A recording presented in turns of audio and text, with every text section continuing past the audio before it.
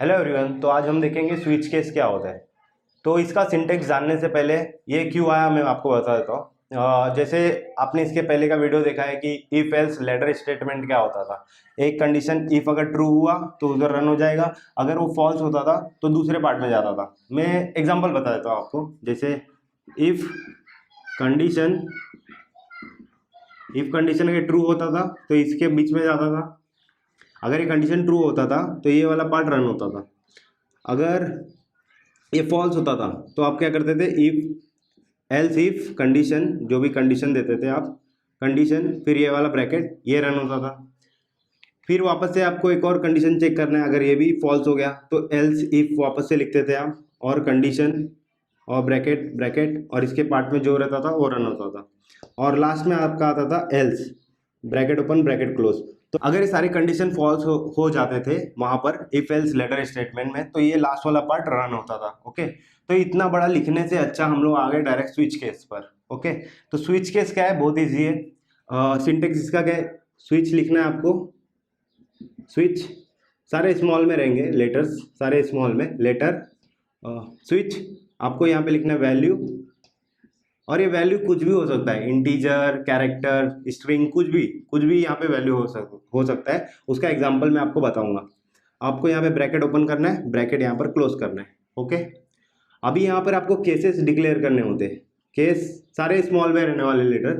Case यहाँ पे अगर मैंने 1 लिख दिया और सेमी कोलन, यहाँ पे स्टेटमेंट आपको जो लिखना है वो लिख दो। जैसे प्रिंट कराना है, कुछ ऑपरेशन परफॉर्म करना है, तो यहाँ पे लिख दिए केस टू कोलन, स्टेटमेंट मैंने यहाँ पे 2 लिख दिया।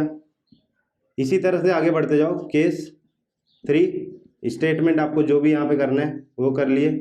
फिर इसी तरह से केसेस बढ़ते जाएंगे। ओके, और लास्ट में एक जो रहेगा अपना डिफ़ॉल्ट होता है, डिफ़ॉल्ट, यहाँ पे स्टेटमेंट आपको जो भी प्रिंट कराना है वो।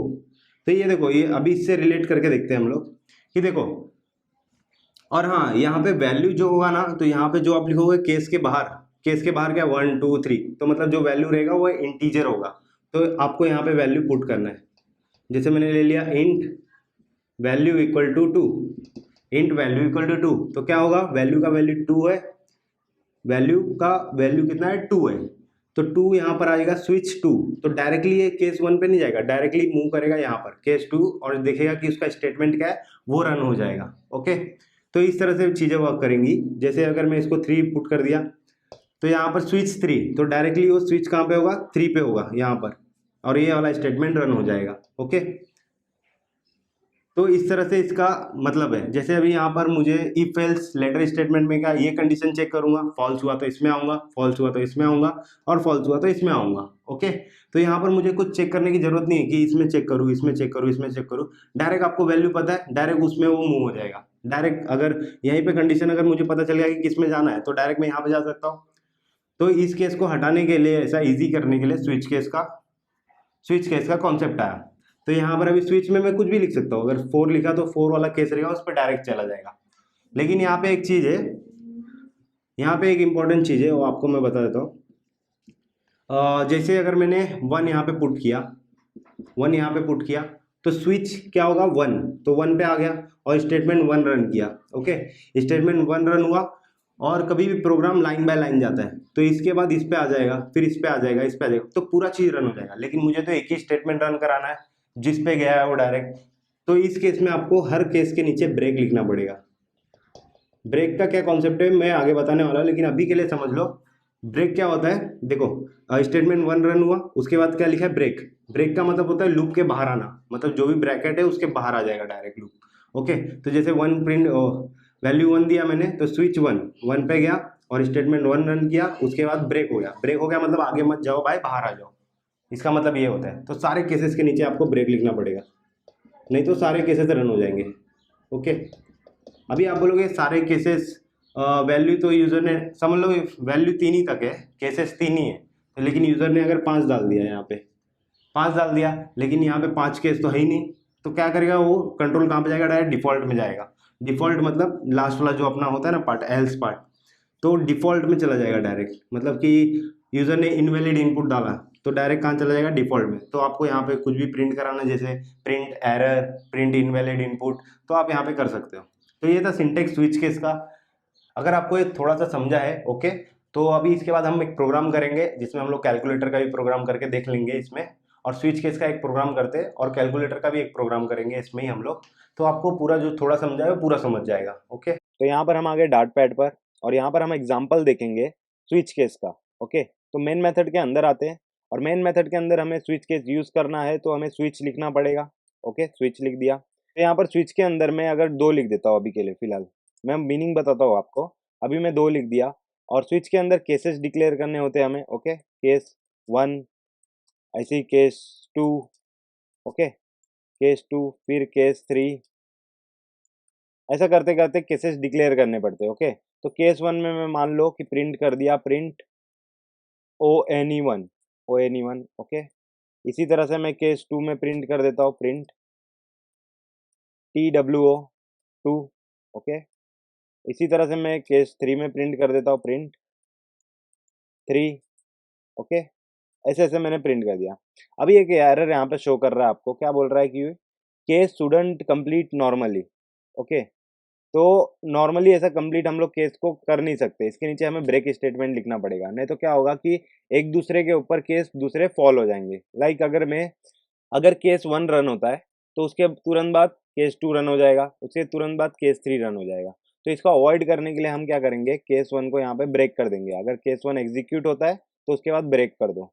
ओके, इसी तरह से केस 2 जब एग्जीक्यूट होता है तो हम उसको केस ब्रेक कर देंगे। इसी तरह से केस 3 जब यूज हो जाएगा उसके नीचे हम ब्रेक कर देंगे। ब्रेक का मतलब क्या होता है, तो यहाँ पर ब्रेक का मतलब होता है कि आप प्रोसेस को टर्मिनेट कर देते हैं यहाँ पर। ओके, तो मतलब अगर ONE1 प्रिंट हुआ उसके तुरंत बाद ब्रेक है तो आगे जाएगा ही नहीं, डायरेक्टली ये बाहर आ जाएगा लूप के। ओके, तो ये ब्रेक इस तरह से आपको यूज करना होता है। तो अभी यहाँ पर मैंने स्विच 2 लिखा है, तो स्विच 2 लिखा तो देखो रन करके देखते हैं हम। तो जैसे ही मैंने रन किया तो स्विच 2 बोला तो केस 2 में जाके डायरेक्टली ट्रांसफर हो जाएगा और TWO यहाँ पर प्रिंट हो गया। ओके, इसी तरह से अगर मैं यहाँ पे स्विच 1 लिखूँ तो ये क्या होगा, डायरेक्टली 1 केस पे ट्रांसफर हो जाएगा क्योंकि यहाँ पे केस 1 जो है वैल्यू है यहाँ पर। ओके, इस तरह से हो रहा है ये चीज़। तो मैं क्या करता हूँ इधर पे, नॉर्मली डिफॉल्ट वैल्यू देने से अच्छा मैं ऊपर ले लेता हूँ एक इंट वेरिएबल, इंट वैल्यू बोल देता हूँ, इंट वैल्यू इक्वल टू 1 दे देता हूँ ऐसा, और ये वैल्यू को मैं इसमें ट्रांसफर कर देता हूँ। ओके, वैल्यू, तो यहाँ पर वैल्यू ट्रांसफर कर दिया, तो ये अभी वैल्यू में कितना है 1 है, तो ये केस 1 पे ट्रांसफर हो जाएगा, तो यहाँ पर 1 प्रिंट हो जाएगा। ओके, इसी तरह से केस हम लोग 4 भी ले लेते हैं, एक और केस बढ़ा देता हूँ मैं, केस 4 कर देता हूँ। ओके, और इसके जगह पे प्रिंट कर देता हूँ केस 4। ओके, अभी मैं वैल्यू में 4 लेता हूँ। ओके, अभी वैल्यू में 4 गया और यहाँ पर वैल्यू में क्या है 4, तो केस 4 पे डायरेक्टली ये जंप करेगा और FOUR प्रिंट कर देगा 4। ओके, तो यहाँ पर प्रिंट हो गया 4 और उसके तुरंत बाद ब्रेक हो गया। अभी मान लो यूजर ने अगर 5 दिया होता तो क्या होता, तो रन किया मैंने तो यहाँ पर कुछ भी नहीं प्रिंट हुआ क्योंकि कोई भी केस में वो गया ही नहीं, क्योंकि यहाँ पर वैल्यू हमारा 5 है तो कोई भी 5 है ही नहीं। तो इसके लिए हमारे पास डिफॉल्ट केस होता है एक। ओके, स्विच केस में डिफॉल्ट केस होता है, अगर यूजर को कुछ नहीं मिल रहा है तो डिफॉल्ट केस में वो फॉल करेगा। ओके, प्रिंट, यहाँ पे मैं लिख देता हूँ इनवैलिड इनपुट, कुछ भी आप यहाँ पे एरर मैसेज शो कर सकते हो, इनवैलिड इनपुट में देता हूँ यहाँ पर। ओके, इनवैलिड इनपुट दे दिया। अभी रन करते हैं हम लोग, तो देखो 5 है तो 5 कोई भी केस नहीं है यहाँ पर, तो डायरेक्टली इस केस में वो ट्रांसफर हो गया, तो इनवैलिड इनपुट यहाँ पर आ जाएगा। अभी ये मैं 1 2 3 4 यहाँ पे लिखा हूँ मैंने, तो इसको थोड़ा सा अच्छे से लिख देते हैं जिससे आपको समझ में आए कि मैं क्या बताना चाहता हूँ अभी। तो केसेस यहाँ पर आपको दिख रहे हैं, केसेस 1, केस 2, केस 3 ऐसा। तो यहाँ पर केस का वैल्यू अगर 3 देता हूँ मैं तो क्या होगा, डायरेक्टली 3 पे ट्रांसफर होगा। ओके, तो यहाँ पर नंबर था इसके लिए नंबर मैंने लिखा केस 1, तो आप इसके जगह पे कुछ भी लिख सकते हो, लाइक मैं ए लिखूँ, अगर ए भी लिख सकते हो कोई प्रॉब्लम नहीं है। ओके, यहाँ पे लाइक मैं बी लिखूँ, लिख सकता हूँ मैं। ओके, कैरेक्टर बी लिख सकता हूँ, यहाँ पर मैं कैरेक्टर सी लिख सकता हूँ और यहाँ पर मैं कैरेक्टर डी लिख सकता हूँ। तो अब मैं क्या करता हूँ, इंट के बदले मैं स्ट्रिंग भेजता हूँ, स्ट्रिंग। ओके, स्ट्रिंग वैल्यू भेजता हूँ, लाइक ए भेजता हूँ। अभी देखो ए, तो यहाँ पर वैल्यू में ए आएगा। अब एक केस ए यहाँ पर है तो ये ONE1 यहाँ पर प्रिंट होगा, तो मैं रन करके देखता हूँ। तो जैसे ही मैंने रन किया तो मुझे केस ए में ट्रांसफर हुआ और यहाँ पर 1 वैल्यू प्रिंट हो गया।